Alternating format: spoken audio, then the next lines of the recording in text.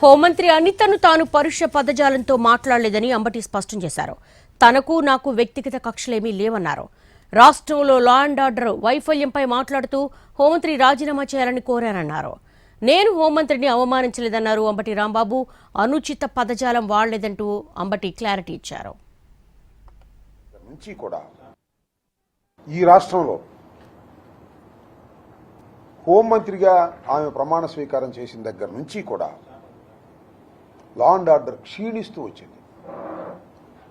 ఏ దశ దాకా క్షీణించిందంటే పోలీస్ స్టేషన్లోనే హత్యలు జరుగుతూ ఉన్నాయి. నడి రోడ్డు మీద మహిళ యొక్క పరువుని తీసేస్తున్నారు, వివస్థను చేస్తున్నారు.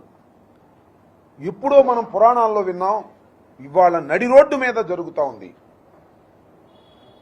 పోలీసుల వేధింపులు భరించలేక ఆత్మహత్యలు చేసుకుంటున్నారు.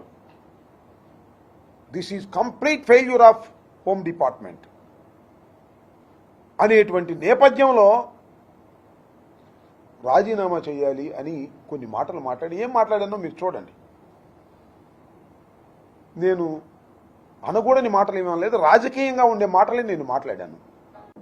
రాజకీయంగా ఫెయిల్యూర్ అయిపోయి ఇవాళ రాష్ట్రంలో లా అండ్ ఆర్డర్ లేకోకుండా పోతున్న దశలో రాజీనామా చేయండి, అసలు మీకు రాజీనామా చేయటం కూడా రాదు అని మాట్లాడుతున్న సందర్భంలో మాటిన మాటలు మాదిగలందరినీ నేను తిట్టేసినట్లు, మాదిగలందరినీ నేను దూషించినట్లు మాట్లాడటం ఏమంత ధర్మం అని అడుగుతా ఉన్నా.